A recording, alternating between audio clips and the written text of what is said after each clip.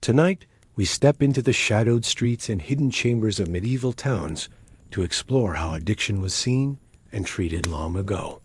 From herbal remedies to harsh punishments, discover the forgotten history of those struggling with dependency. In the heart of a medieval village, the wind whispers tales through the cracks of half-timbered houses, each telling a story of life in days gone by. As twilight descends, casting long shadows across the cobblestone streets, the air grows heavy with the scent of wood smoke and roasting meat from the kitchens of villagers who toiled long in the fields. But hidden away in the dim oil lamp light of an apothecary's shop, there's another story unfolding, one that speaks of a darker side of life in medieval times, the tale of those who struggled with addiction. These men and women were not merely sinners lost to temptation, nor were they outlaws branded by the law. Rather, they were patients, their addictions viewed through the lens of medieval medicine, a world where humors, spirits, and potions played a part in understanding the human condition. The question is, how were addicts treated in medieval times? What were their struggles, their remedies, and their fates? Before we start, please don't forget to hit the like button and subscribe so that you can be notified every time we upload a new video. Also stick around until the end of the video for a special treat, a fascinating fact about the period that you won't want to miss. The year is 1485, and the place is Nuremberg, a bustling German city known for its skilled artisans and vibrant trade. In an age when the line between good and evil was often blurred, the question of what constituted a sin, a crime, or an illness was a complex one. For most of human history, the concept of addiction as a disease was unheard of. Instead, societal attitudes towards those who abused substances were deeply influenced by religious beliefs, moral codes, and prevailing medical theories. During the Middle Ages, the dominant belief was that addiction was a result of an imbalance of the four humors, a theory first proposed by the ancient Greek physician Hippocrates and still widely accepted in medieval Europe. This theory posited that the human body contained four humors: blood, phlegm, black, and yellow bile, and that a person's physical and mental state depended on the proper balance of these humors. When one of these humors was out of balance, it could lead to illness or aberrant behavior, including addiction. But it wasn't just the imbalance of humors that could lead to addiction. The medieval mind also believed that certain individuals were more susceptible to the wiles of the devil, who might use alcohol or other substances as a way to tempt them. This belief led to a great deal of stigma and shame surrounding addiction, as those who suffered from it were often seen as having willingly succumbed to temptation and abandoned the path of righteousness. In the context of this medieval worldview, the treatment of addiction was often intertwined with religious penance and attempts to rid the individual of demonic influence, rather than a scientific approach to remedying an imbalance of humors. Interestingly, however, during the same period, a growing interest in herbalism and the study of plants began to emerge. While not yet considered a separate medical discipline, the knowledge of medicinal herbs was increasingly seen as a valuable addition to the physician's toolkit. This nascent field of study would eventually evolve into the modern field of pharmacology. But during the Middle Ages, the use of herbs and other natural remedies was still largely considered a part of folk medicine. Some common substances that were used for their supposed medicinal properties included henbane, which was used as a sedative and soporific, meaning it was used to induce sleep; mandrake, which was used as a painkiller and anesthetic; and opium, which was used to treat a variety of ailments, including pain, cough, and diarrhea. However, while these substances may have had some beneficial uses, they also carried significant risks and could easily lead to addiction or even death if misused. In the murky depths of medieval apothecaries, or bottles of pungent concoctions lined the shelves, there existed a substance as old as civilization itself, laudanum. This potent mixture of wine and opium was highly prized for its pain-relieving and sedative properties. Its use, however, was a double-edged sword, offering relief, but at the risk of deepening one's woes. Much like the fine line between love and hate, laudanum could be both savior and destroyer. As the sun dipped below the horizon, bathing the town in hues of orange and purple, villagers would make their way to the local tavern, seeking not just the warmth of the hearth, but also the oblivion offered by tankards of ale. Alcohol was not just a mere beverage in medieval society. It was a necessity. Not only did it offer a temporary escape from the harsh realities of life, but it was also believed to have health benefits. In an age before modern sanitation, alcohol was often seen as a way to purify water, making it safer for consumption. Additionally, the warming properties of alcohol made it a popular choice for those trying to endure the cold medieval winters. However, the tavern's inviting glow could also cast long shadows. As the tankards flowed, tempers flared and brawls broke out, leaving men bruised and broken, sometimes even taking life. The line between merriment and mayhem was a thin one, and many a night ended not in laughter, but in sorrow. In the quiet confines of a monastery, far from the revelry of the tavern, lived Brother Thomas. He was a man of the cloth, a healer and a scholar, but more importantly, he was an addict. Troubled by demons both within and without, he turned to God and his fellow monks for salvation. His story is not unique. Throughout history, the battle between faith and addiction has been a constant struggle. And in the medieval world, monasteries often served as sanctuaries for those seeking solace from the vices of the world. Monastic orders such as the Benedictines and Franciscans had long provided refuge to those struggling with addiction, offering them a chance at redemption through prayer, hard work, and a strict code of conduct. Monasteries were also centers of learning and scholarship, with monks often copying and preserving ancient texts, including those on medicine. They saw addiction as a spiritual ailment, a deviation from the righteous path that could be corrected through prayer, confession, and a return to a life of virtue. However, the stark reality was that addiction was a persistent shadow, and many a monk found themselves relapsing into old habits, despite the best of their intentions. In the bustling marketplace of medieval England, amidst the vibrant colors of spices and the murmur of merchants, there existed a quieter trade. Apothecaries, the vendors of herbs and simple medicines, also dealt in a darker commodity, opium, from the poppy plant. This highly addictive substance was prized for its pain-relieving and euphoric properties. Yet its use came with a heavy price. Opium dens, dimly lit rooms hidden away from the prying eyes of society, became the haunts of the desperate and the addicted. Here, men sought oblivion, unaware that they were trading their futures for fleeting moments of pleasure. The problem of opium addiction was not lost on the medieval mind. Parish priests and physicians alike sounded the alarm, warning of its dangers. In a society where the line between vice and virtue was often blurred, the allure of opium was a constant temptation. The whispers of its addictive nature could not always drown out the cries of those trapped in its coils. Now let's talk about treatment. How did people deal with addiction during medieval times? There was no organized treatment for addiction, and those who suffered were often stigmatized and shunned by society. Religious figures believed that addiction was a sin and a test of faith, and many addicts were sent to monasteries in hopes that a life of prayer and hard work would help them overcome their habits.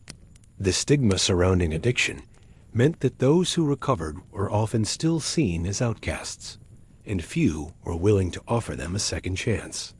While addiction was a serious problem in medieval times, it's important to remember that not everyone was an addict. As night deepens, we will explore the remedies and treatments offered to addicts from monasteries, herbal cures to the fearful interventions of town authorities. The air is thick with incense and flickering candlelight as you step into the dimly lit chapel. The rhythmic chanting of monks echoes around you, their voices rising and falling like the tide. You've come seeking help, hoping for a miracle. Perhaps your life has become unmanageable since that fateful day you first succumbed to the sweet embrace of oblivion. Or maybe it was a slow burn, a gradual descent into a living hell where every waking moment is spent craving just one more hit.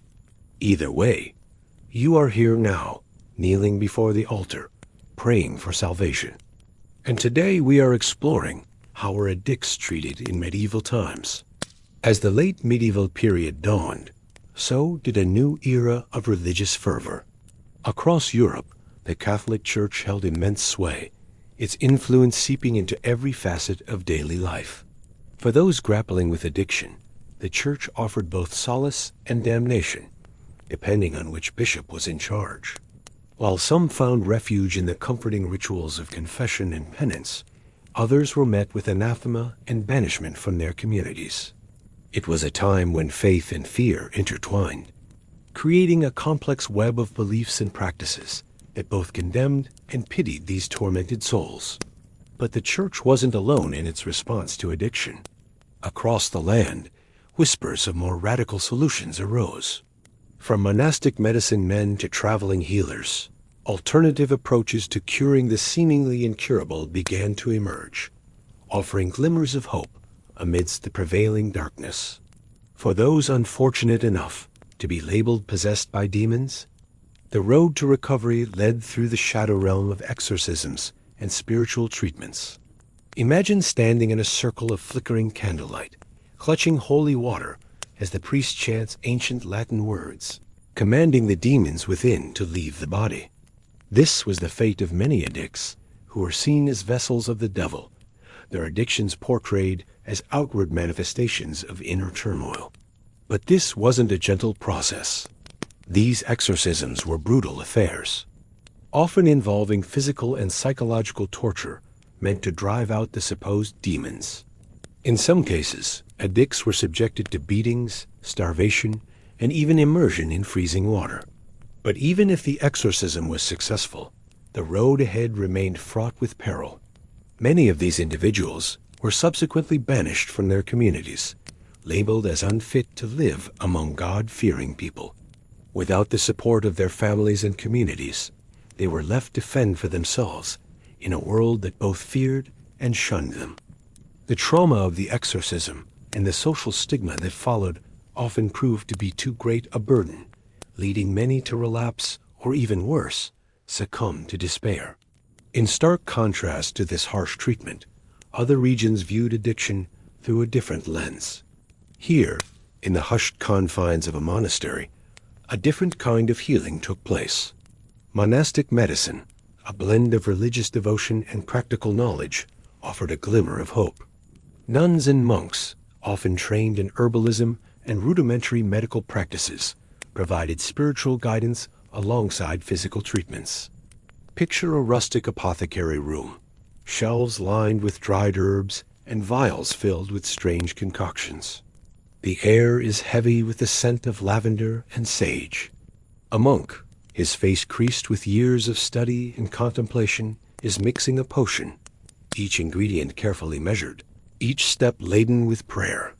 These potions, often infused with sacred symbols or blessed by the clergy, were seen as conduits of divine healing power. Alongside these elixirs, fasting and prayer were potent weapons against addiction. By denying the body earthly pleasures, it was believed that the soul could be purged of its impurities, including those brought on by substance abuse. Addicts would withdraw from the world, seeking solace in solitude and communion with God. Days turned into weeks, the only sounds their whispered prayers and the crackling of fires. But the path to recovery was not without its challenges. Fasting was a physically and psychologically taxing ordeal, and relapses were common. Yet for those who persevered, there was hope for not only physical healing, but spiritual redemption. However, these more progressive views were far from universal. In many places, the Church's stance was a rigid one. Addicts were seen as beyond the pale, their very presence tainting the purity of the community. Imagine the hushed reverence of a village church, the stained glass windows casting colorful hues on the floor. Suddenly, the door bursts open and a figure stumbles in, their clothes disheveled, their eyes wild.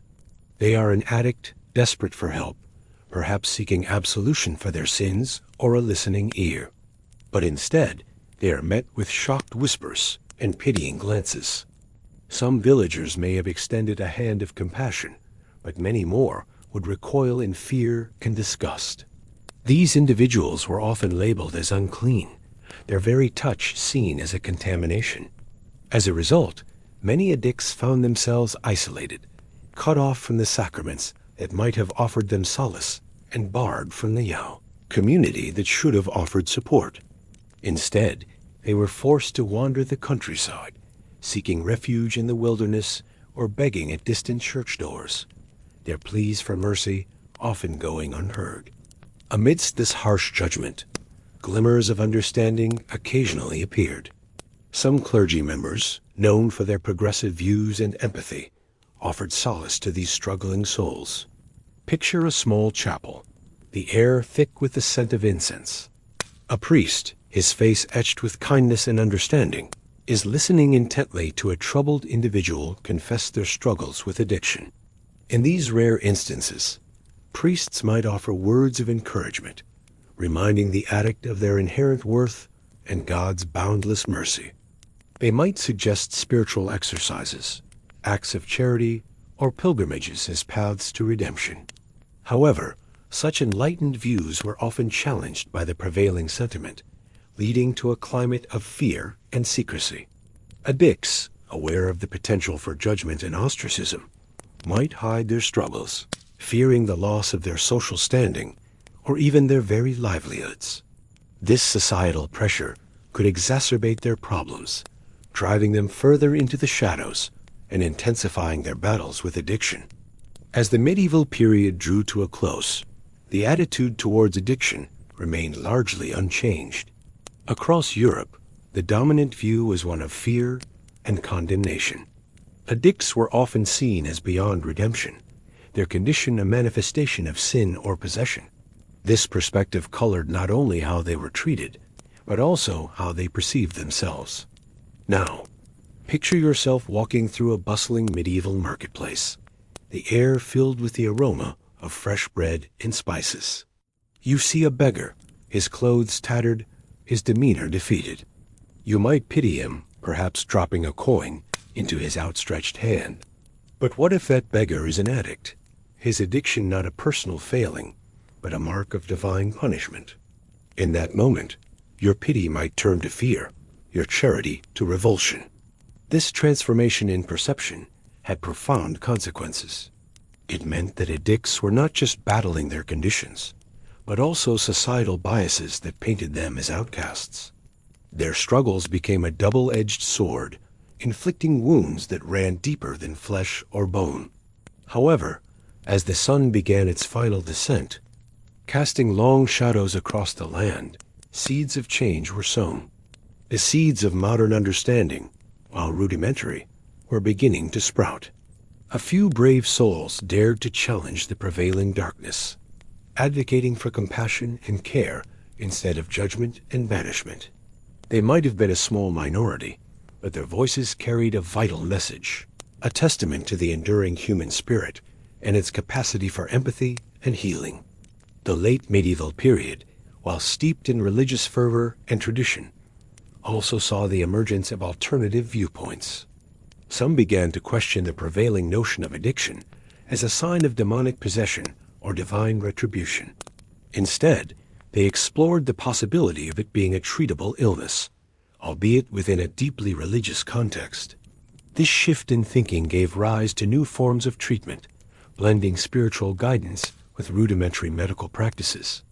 Religious orders and individuals known for their progressive views started offering a helping hand, providing not just prayers and blessings, but also tangible support and understanding.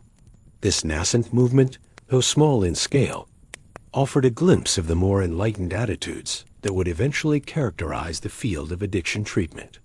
Next, we uncover the darker side, punishments and social control aimed at addicts, where compassion met cruelty. What were the legal punishments for being an addict in medieval times? In our modern era, addiction is a sickness that is treated with therapy, medicine, and rehabilitation. But what would happen to someone who got caught up in the grips of addiction during medieval times? How did medieval societies deal with their alcoholics and drug addicts? And what would be the fate of those who could not kick their habits? These are some of the questions we will seek to answer in today's video. So grab a mug of ale and settle in, because we're about to take a trip back in time. Now keep in mind that there was no official uniform medieval period across the world. The Middle Ages took place between the 5th century to the 15th century. Europe, Asia, and Africa all came from different backgrounds and had different cultures and sets of rules. For the sake of this video, we will be focusing on medieval Europe. So what were the punishments? To start off, we can look at what the law had to say about addiction in England, France, and Germany. In these countries, there were fines for those found intoxicated. So if you were caught drinking too much, you may have to pay money to be released from custody. However, if you were too poor to pay the fine, then you were in for a world of hurt. There was also something known as public shaming, where the person was paraded through the streets with signs hung around their neck, explaining their crime, or perhaps they were made to stand in the town square with a paper crown on their head, while people threw fruit and other objects at them. Stocks were another form of public humiliation, which consisted of placing the person in a wooden frame with holes for their arms and legs, and then people would throw rotten food and other things at them. Corporal punishment was also used, which included beatings, branding, and even having your beard shaved off as punishment. In more extreme cases, the person might be put to death if they were considered a threat to society, or if they committed a crime while under the influence. They could also be put on trial for crimes related to intoxication, such as getting into a fight or committing a robbery while drunk. In more extreme cases, the person might be put to death if they were considered a threat to society, or if they committed a crime while under the influence. One example of a particularly gruesome punishment was the death penalty by hanging. This was often reserved for those who committed serious crimes while under the influence, such as murder or rape. However, it wasn't just the government that had the power to punish people for substance abuse. During medieval times, merchant guilds and local authorities also played a big role in controlling addiction. Merchant guilds were organizations of merchants and artisans that controlled the production and sale of goods in medieval Europe. They set the standards for quality and price, and also enforced the rules of conduct for their members. Members of the guild were expected to maintain a certain standard of behavior and were punished if they engaged in activities that were considered harmful to the guild's reputation, such as drunkenness. Local authorities also had the power to punish people for substance abuse. This could include fines, imprisonment, or even banishment from the town or city. They also had the power to confiscate the property of those who were convicted of substance abuse. There were even special courts established to deal with the issue of drunkenness, such as the Drunkennard's Court in medieval Germany. The court dealt with cases involving drunkenness and public order offenses, and the judges were often fellow members of the community who were appointed to the court to deal with the issue of drunkenness in a fair and impartial manner. But enough talk about the punishments. According to the records of the Drunkennard's Court in Nuremberg, Germany, in 1487, a man was fined for getting drunk and starting a fight. Another case involved a woman who was accused of selling beer that was too strong. She was given a warning and ordered to stop selling beer that was considered too strong. In both of these cases, the punishment fit the crime. The man who started a fight after drinking too much was fined, while the woman who sold strong beer was given a warning. Moving on to England, there was the famous case of Alice Duffield, who was accused of being an addict and a witch. In 1441, Alice was arrested after neighbors complained about her strange behavior and the smell coming from her house. She was taken to court, where she was forced to drink a potion designed to reveal whether or not she was a witch.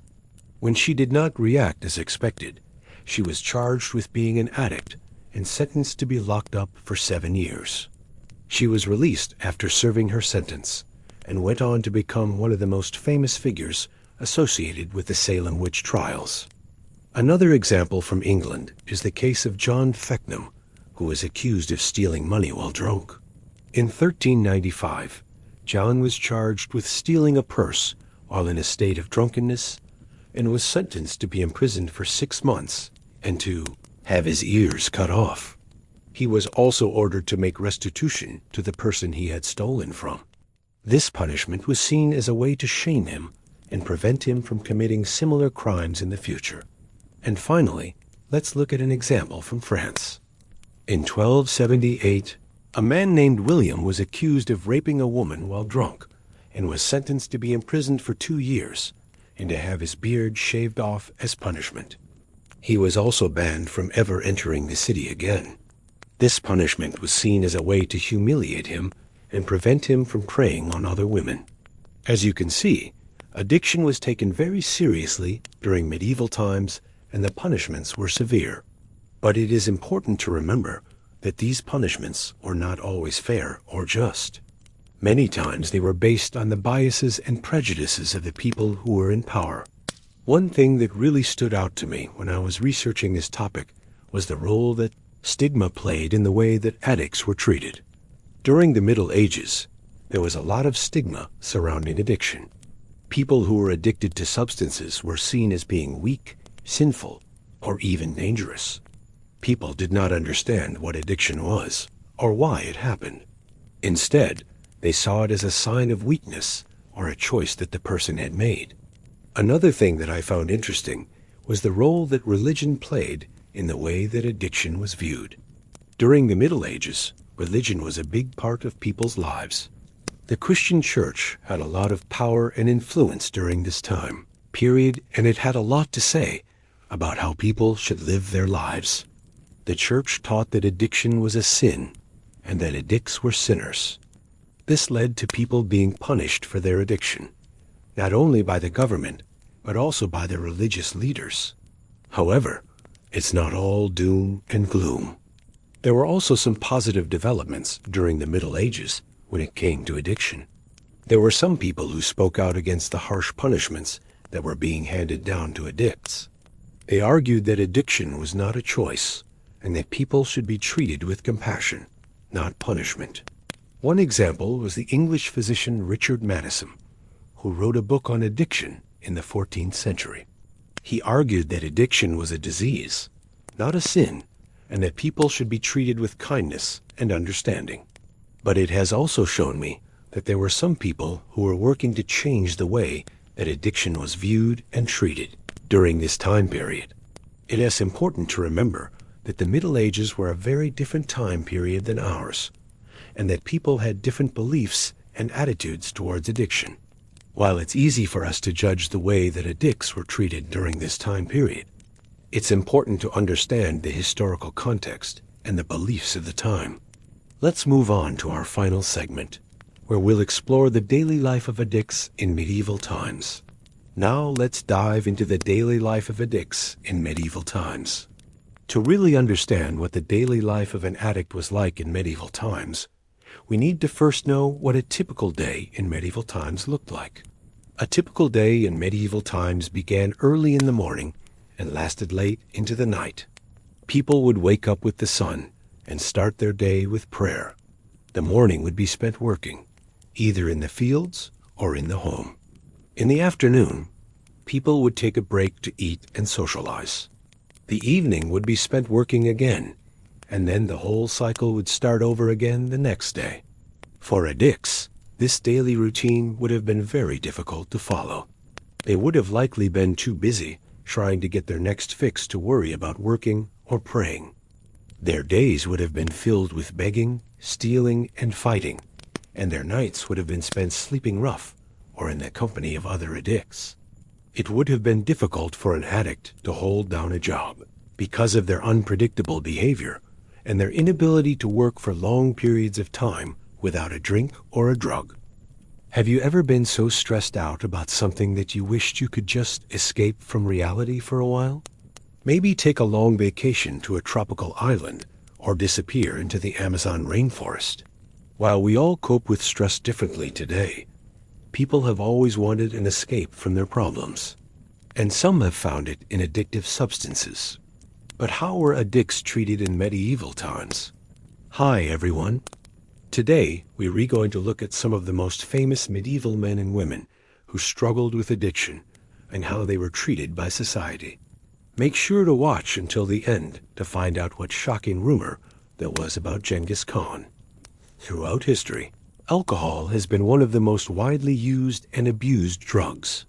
Even today, people use it to help them forget their problems. But back in the Middle Ages, drinking was a way of life. In fact, most of the water in medieval Europe was unsafe to drink because of contamination, so people relied on alcohol instead. In the Middle Ages, monks also brewed beer since it had a longer shelf life than wine and could be taken on crusade. So if you wanted to stay hydrated, you would need to drink large quantities of beer daily. Not surprisingly, there were many alcoholics during this time period. Take, for example, King John Lackland, who ruled England from 1199 to 1216. He started drinking heavily after his brother Richard I died in 1194. Historians believe he suffered from depression, which he tried to self-medicate by drinking vast amounts of wine. He gained the nickname Lackland because he alienated almost everyone around him, including his own mother, Queen Isabella. He became increasingly dependent on alcohol to help him sleep. At night, he drank himself to sleep and continued drinking the next day until it was time to go to bed again. As you can imagine, it was impossible for him to rule effectively under these circumstances. But despite his obvious problems, none of his counselors dared to tell him to stop drinking. Instead, they catered to his whims and let him continue ruling while he was drunk. This may have been because the royal court at the time was full of alcoholics.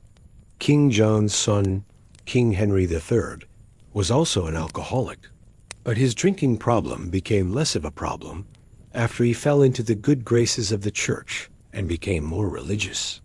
So while alcohol abuse was common in the Middle Ages, it wasn't always accepted. There were people like Thomas de Cantimper, a canon of St. Victor's in Paris, who wrote about the dangers of drunkenness in his book, The Mirror of Mankind. He believed that alcohol could drive people insane, cause them to commit crimes, and destroy families.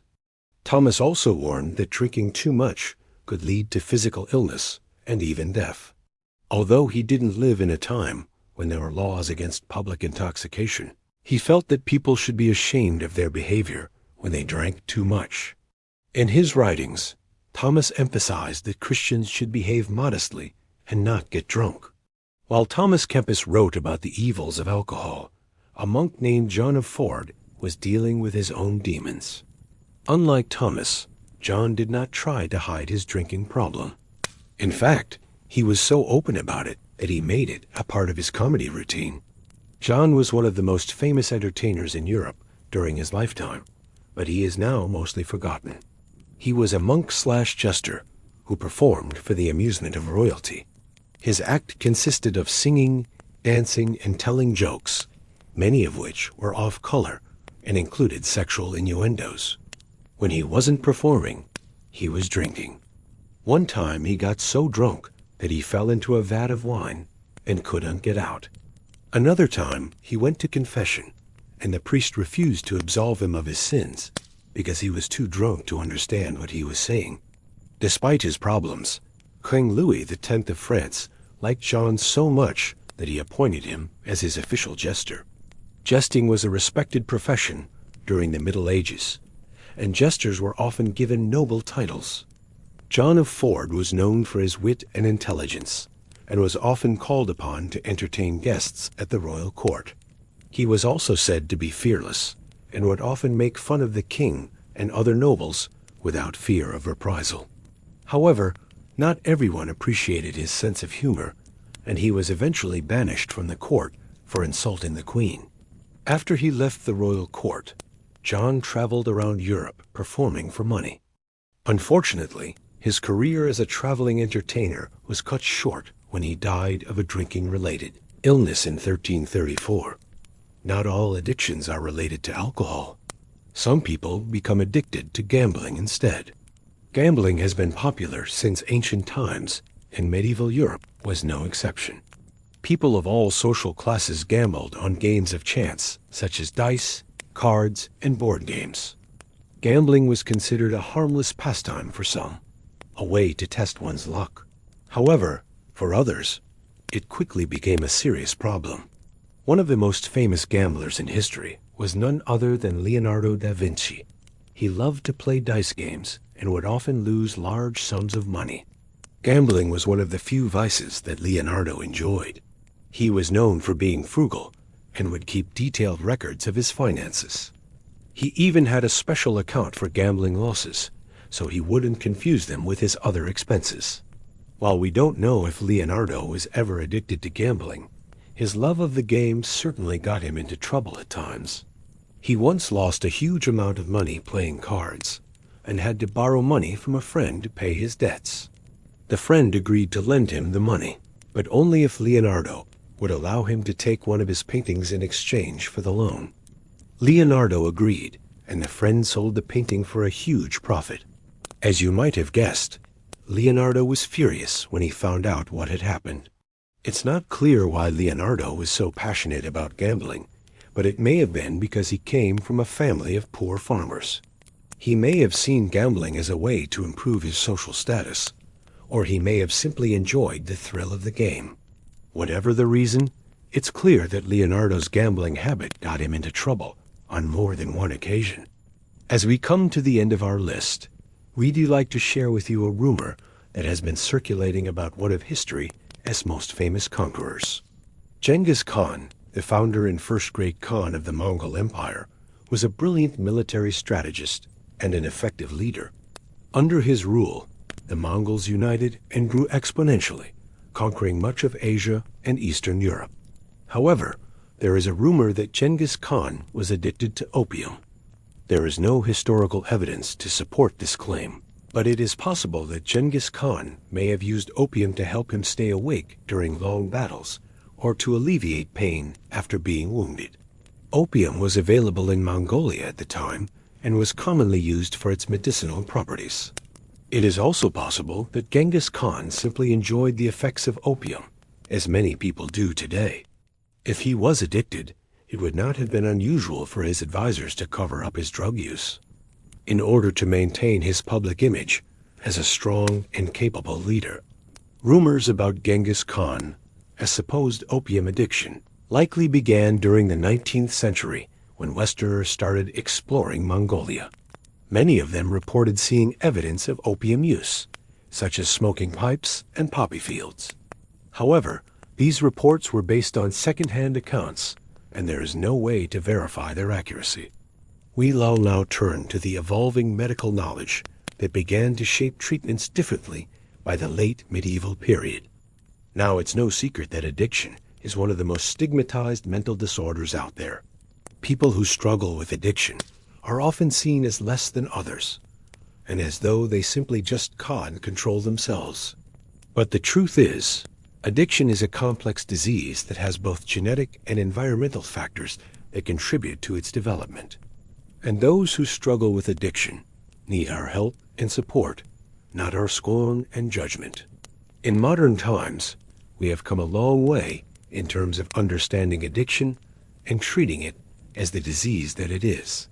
We know that addiction is not a moral failing or a character flaw, but rather a treatable illness.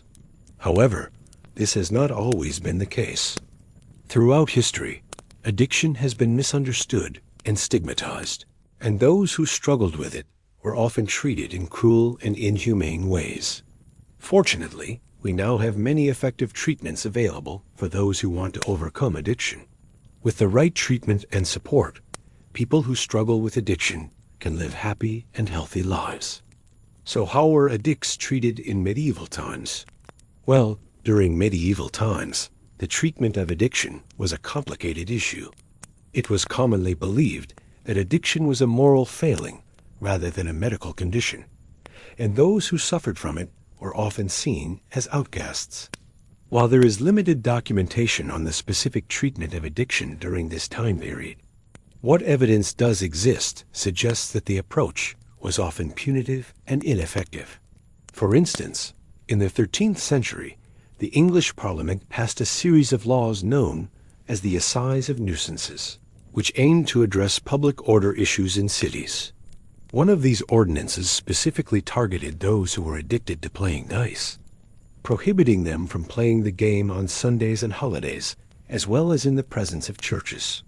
This suggests that gambling addiction was recognized as a problem, but rather than seeking treatment, those caught playing dice were subject to punishment. Another example of the harsh treatment of addicts during medieval times can be seen in the popular 15th century English ballad called The Friar and the Thief.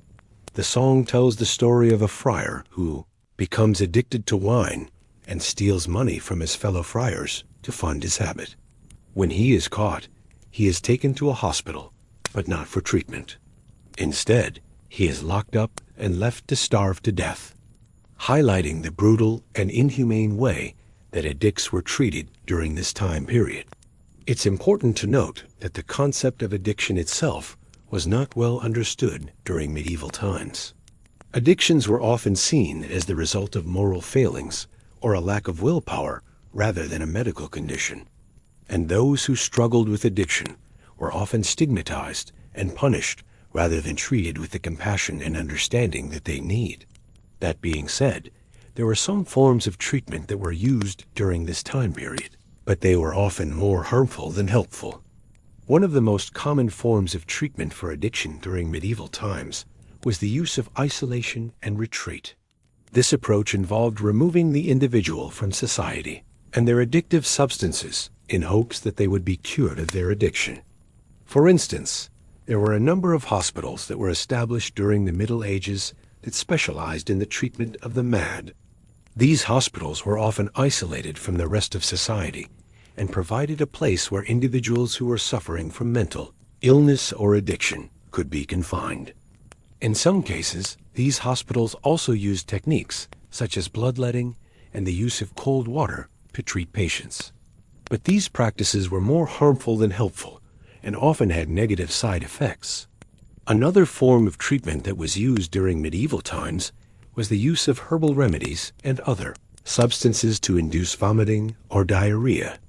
This was done in an attempt to purge the body of the addictive substance and cure the individual of their addiction.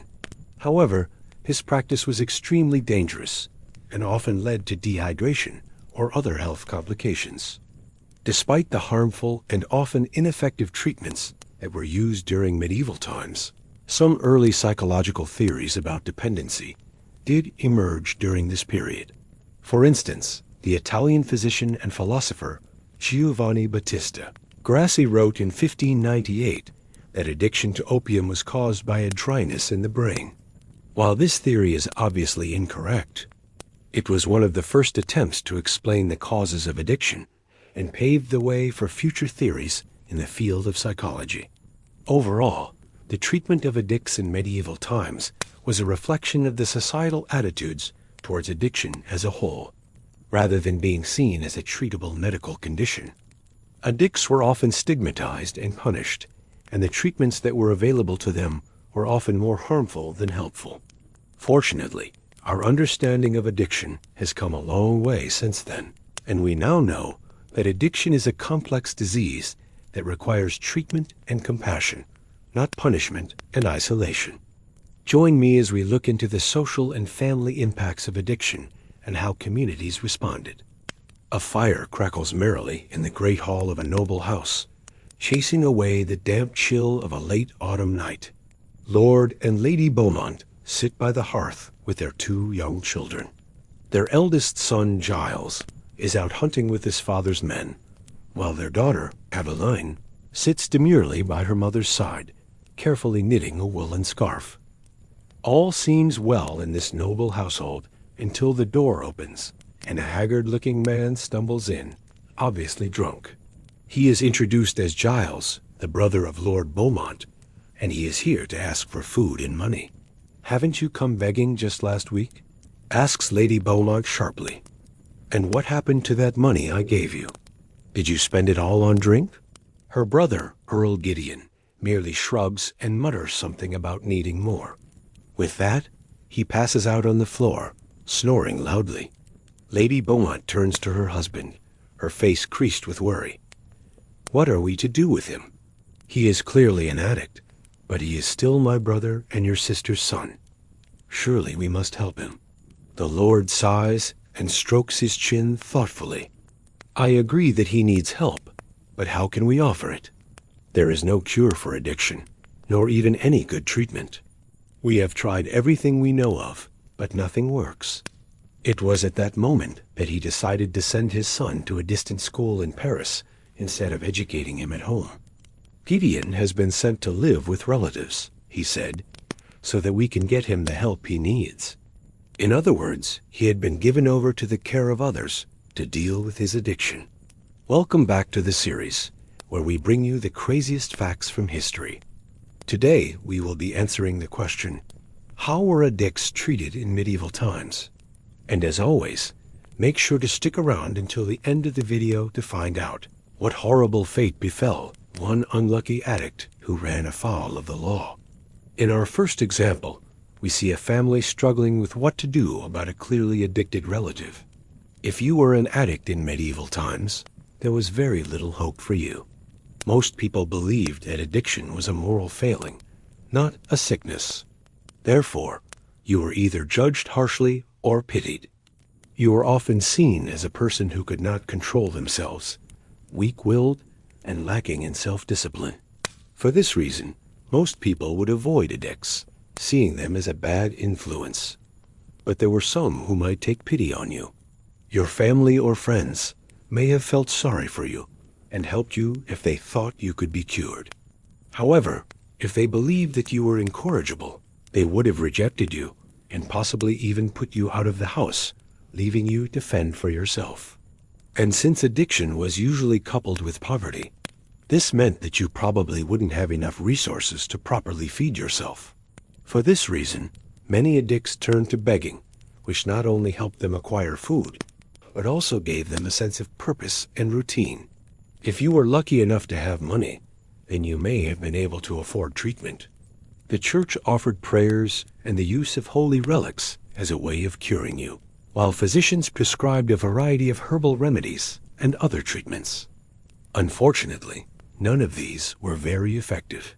But maybe it didn't really matter, because the next part of the story tells us that sometimes being treated for your addiction was worse than the addiction itself. In our next example, we see what happened to those who chose to seek help for their addiction. If you were an addict, you might have belonged to a guild. These were groups of people who shared a particular vice and met up regularly to indulge in it. Examples include the Coffin Club, whose members met to drink, or the Brethren of the Rosy Cross, who came together to smoke opium. Like modern secret societies, these groups often attracted a lot of suspicion and were frequently raided by the authorities. However, there is little evidence that this kind of social activity was frowned upon by the general public.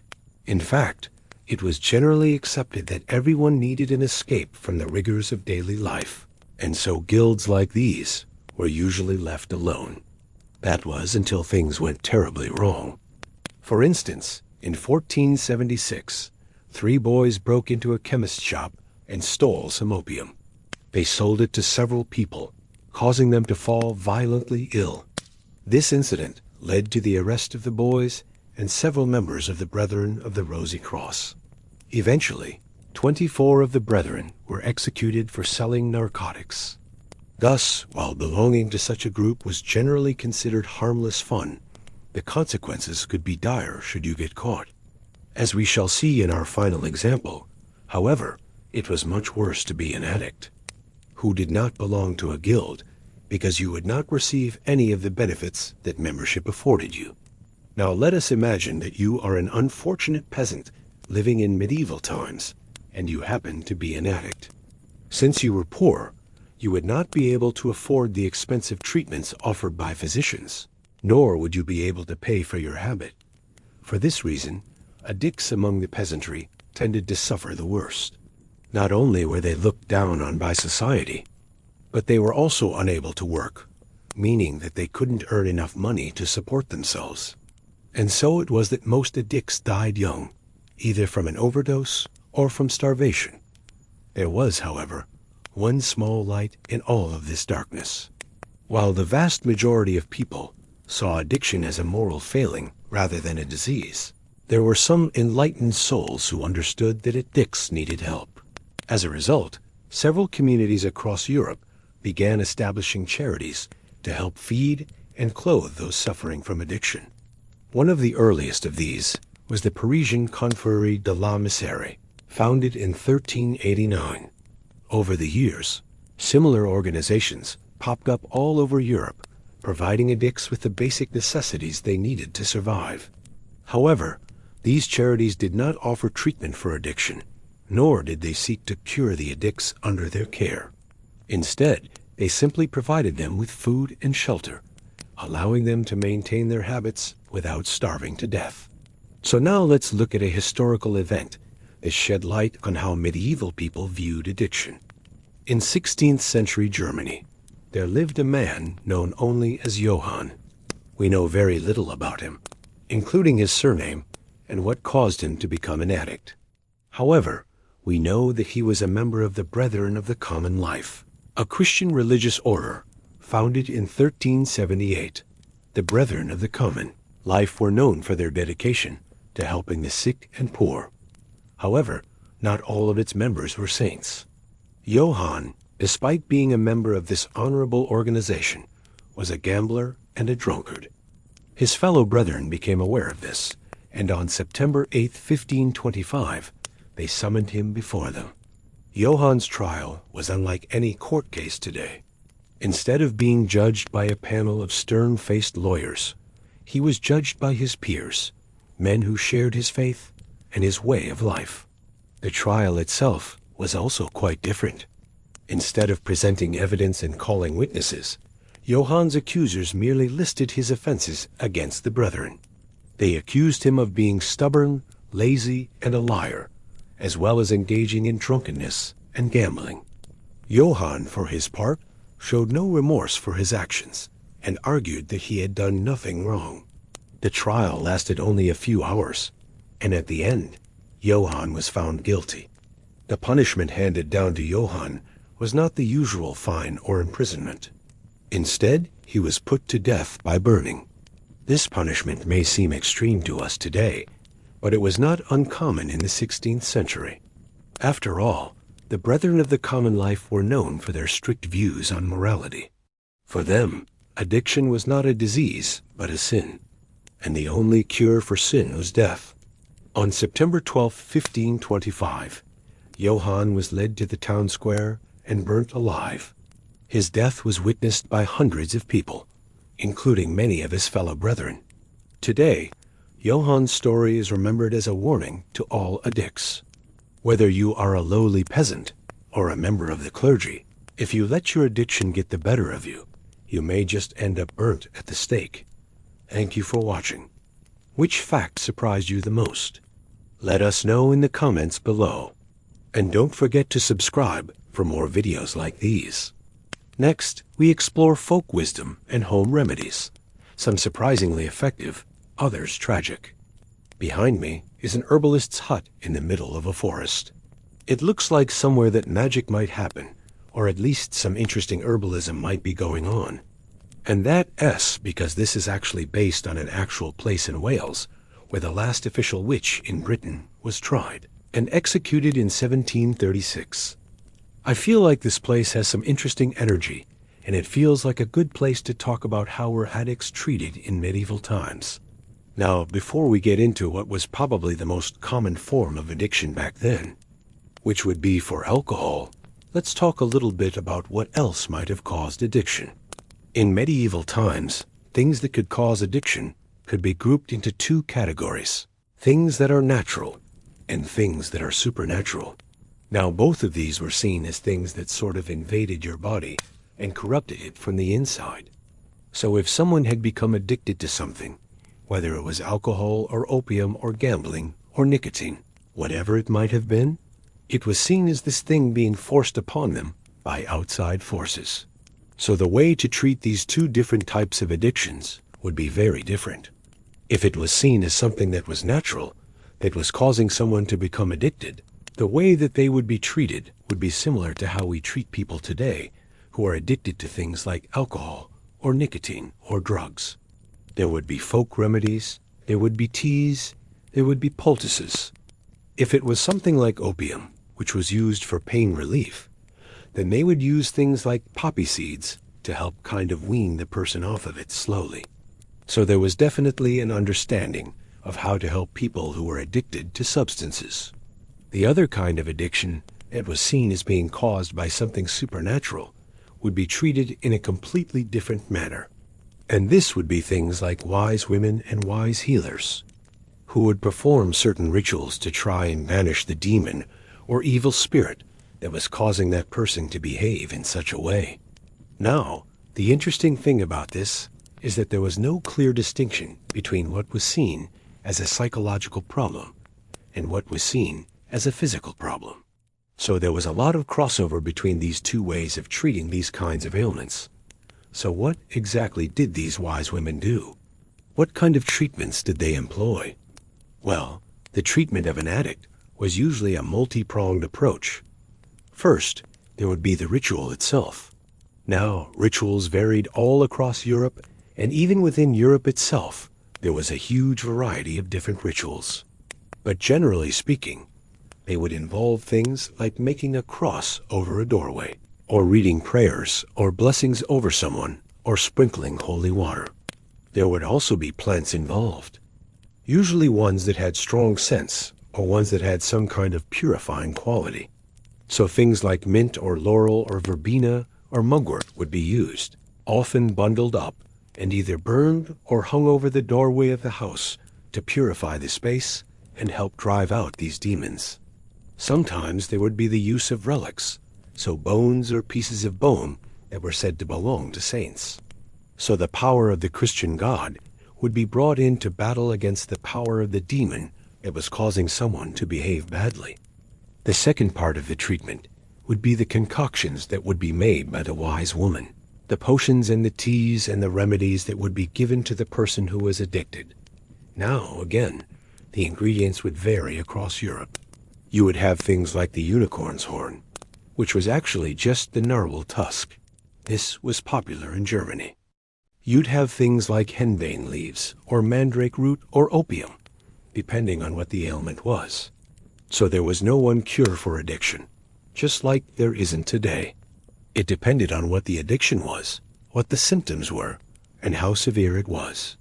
But why would these rituals work? Why would making a cross over someone's doorway, or sprinkling holy water over someone, help them stop whatever it was that they were addicted to? Well, this gets into the third category, and that's placebo. Now, placebo is still talked about today in medical settings. It's when you give someone a pill that has absolutely no active ingredients in it whatsoever, but they believe that it will make them better. And 30% of the time, amazingly, it does. So the power of belief, the power of hope, is a powerful motivator. And this is the final piece of the puzzle. When someone came to a wise woman for help with their addiction, whether it was their own free will, or whether they were brought kicking and screaming by family members, that person was desperate. They wanted to be cured. They needed to be cured. And so they believed that this ritual would help them. They believed that the herbs would help them. They believed that the prayers would help them. And in some cases, this hope was enough to turn someone else's life around and help them stop whatever it was that they were addicted to. So now let's talk about the most common form of addiction in medieval times, and that was alcohol. Alcohol addiction wasn't treated any differently than any other type of addiction. A person would go to see a wise woman, and she would employ the methods that we already talked about, the rituals, the remedies, the hope. But there was one more thing that was employed, and that was pain. Medieval people really believed that the way to cure someone of addiction was to make them physically uncomfortable when they were around the thing that they were addicted to. So if someone was an alcoholic, then the idea was to make them sick when they drank alcohol. And there were three main ways that this was accomplished. The first was through the use of a herb called wormwood. Wormwood has a very bitter taste, and it can be used to make a drink called vermouth. Vermouth was often given to people who were trying to stop drinking alcohol, because the idea was that the next time that they had a drink of alcohol, they would remember that horrible taste and be less likely to do it again. Another method that was employed was to make someone fast for a period of time, anywhere from 1 to 40 days. Now, this was obviously not healthy, and it's not something that anyone should ever do. But the idea was that if you didn't put anything, especially no alcohol, into the body for a set amount of time, then the demons that were causing that person to drink would leave their body. And finally, the third method was probably the most painful and the most extreme, and that was purging. Now, purging was essentially making someone throw up, and it could be done in a number of ways. It could be done through the use of herbs. It could be done by inducing vomiting, but the worst way that it could be done was by trepanning, which is drilling a hole into the skull. Now, this wasn't done very often. This was usually only done in extreme circumstances. It was done by men, not by women, and it was usually a last resort. But it was done across Europe. Today, if we look at statistics, we know that 1 in 7 people have some kind of addiction, whether that's alcohol, drugs, gambling, pornography. Addiction is a huge problem, and it affects millions and millions of people every single year. Now, during the Middle Ages, the causes of addiction were seen very differently than they are today. And the treatments that were available were also seen very differently. But what we can take away from this is that addiction is a human problem. It doesn't matter if it's happening today or if it was happening 500 years ago. The fact is that people are struggling with it, and people are trying to find solutions for it. And despite the fact that the solutions that were found in medieval times may seem extreme to us today, they were really just people trying to help people. Finally, we reflect on the legacy of medieval addiction treatment and what echoes remain in modern approaches. In the annals of history, there are few periods as intriguing and perplexing as the Middle Ages. This era, spanning from the 5th to the 15th century, was a time of significant change and upheaval, a period that witnessed the fall of mighty empires and the rise of new religious orders. It was also a time when the understanding of human physiology and psychology was still in its infancy. And nowhere was this more apparent than in the treatment of those who suffered from addiction. So how were addicts treated in medieval times? Let's find out. Today we dive into the dark and often misunderstood world of medieval medicine and explore the harrowing tales of those who were shackled, tortured, and banished in the name of curing their seemingly incurable afflictions. Welcome back to our channel, where history comes alive. In today's episode, we will be discussing the harrowing experiences of individuals who battled with addiction during the medieval period. We will also delve into the societal attitudes towards these conditions and the methods employed to treat them. But before we begin, make sure to subscribe for more updates. During the medieval period, substance use disorders were viewed through the lens of religion and morality. Alcoholism, for instance, was seen as a sin and a test of faith. Religious leaders believed that individuals struggling with addiction were weak-willed and had succumbed to the temptations of the devil. As a result, treatment often involved a combination of penance and prayer. These treatments were not only ineffective, but often resulted in severe physical and psychological harm. One of the most common forms of treatment for addiction during the Middle Ages was flagellation, which involved severe self-whipping as a form of penance. This brutal practice was intended to drive out the demons that were believed to cause the addiction. However, it often led to severe injuries and even death. Another common method was the use of narcotic substances such as opium and hashish, which were thought to counteract the effects of alcohol or other drugs. Unfortunately, this only led to a substitution of one addiction for another and did not address the underlying issues. The societal attitudes towards addicts were incredibly harsh. They were often stigmatized and seen as outcasts, which led to their isolation and the worsening of their condition. Families would frequently hide their loved ones suffering from addiction due to the shame associated with it, which prevented addicts from seeking help and perpetuated the cycle of abuse. Let us take a closer look at the struggles faced by those who suffered from addiction during this period. The lack of effective treatment options meant that many addicts were left to fend for themselves, leading to a life of isolation and despair. Some turned to crime to support their habits, while others were forced to beg or steal. The constant struggle to obtain substances led to a high mortality rate among addicts. Many died from overdoses or the development of chronic diseases related to their addiction. Despite the darkness that shrouded the lives of medieval addicts, there were rare moments of hope and healing. A small number of physicians and clergy members began to view addiction as a disease rather than a sin. They advocated for more humane treatment methods and the establishment of support systems. However, these efforts were often met with resistance from the larger community. One notable figure during this period was Arnold of Villanova, an Italian physician who wrote about the use of opium and other drugs to treat various illnesses.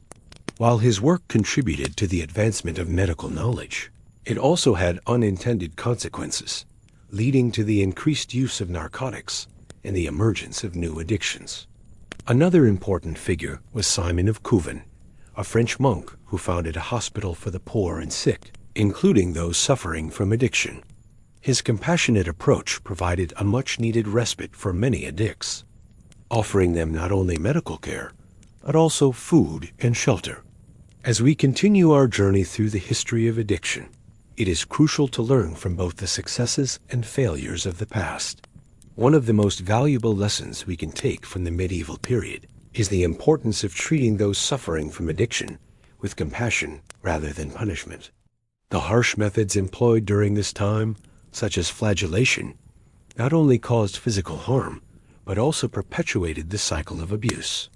In contrast, the work of individuals like Simon of Couvent demonstrated that a more compassionate and holistic approach can be more effective in helping addicts recover. By providing not only medical care, but also emotional support and understanding, medieval society could have offered a better chance at recovery for countless individuals. It is also essential to recognize the complexity of addiction and the multitude of factors that contribute to its development. While religious beliefs played a significant role in shaping medieval attitudes towards addiction, they were not the only influencing factor. Social and economic conditions, as well as individual circumstances, all played a part in creating an environment where addiction could thrive. By understanding the root causes of addiction, we can work to create a more supportive and informed society that is better equipped to help those who are struggling. Despite the progress that has been made in the field of addiction treatment and research, the struggles faced by those with addiction are far from over. Every year, countless individuals grapple with the devastating effects of addiction, facing societal stigma, personal trauma, and a constant battle to overcome their demons. Stories of addiction often center around the idea that these individuals are beyond redemption, lost to the darkness of their own destructive behaviors. However, these stories only tell part of the tale. Behind every addict is a person with hopes, dreams, and a story worth telling. Take, for example, the story of a young mother who turned to alcohol to escape the pressures of her daily life, or a hard-working professional who found solace in drugs after experiencing a traumatic event. These are not just stories of addiction, but tales of individuals grappling with complex emotions and seeking a way to cope with life's challenges. While it is important to acknowledge the severity of addiction and its far-reaching consequences, it is equally crucial to recognize the humanity of those who suffer from it. The stories of medieval addicts serve as a stark reminder of the importance of empathy and understanding. Their struggles and their triumphs are a testament to the resilience of the human spirit and the unwavering search for healing and recovery. Just as medieval society grappled with finding effective treatments for addiction, we too are continually striving to improve our understanding of this complex issue. Through continued research, open conversations, and compassionate support, we can work towards a future where those struggling with addiction feel less stigmatized and more empowered to seek the help they need. As we conclude this exploration into the world of addiction in medieval times, let us remember the valuable lessons it holds for us today. The harsh realities of medieval treatment methods should serve as a reminder of the importance of evolving our approaches to healthcare and addiction treatment. The stories of medieval addicts are not just historical tales, but cautionary notes urging us to treat those with addiction with empathy and understanding. Let us also celebrate the pioneers of the past, such as Simon of Couvent, who showed compassion and provided solace to those in desperate need. Their efforts paved the way for more humane and effective treatment methods. As we move forward, let us continue to learn, adapt, and strive to create a world that offers not just punishment and stigma, but treatment, understanding, and second chances to those who are battling the demons of addiction. Thank you for joining us on this journey through time. If you found this episode informative and engaging, don't forget to hit the like button and share it with those who might be interested in this topic. Your support means the world to us as we continue to bring history to life for everyone.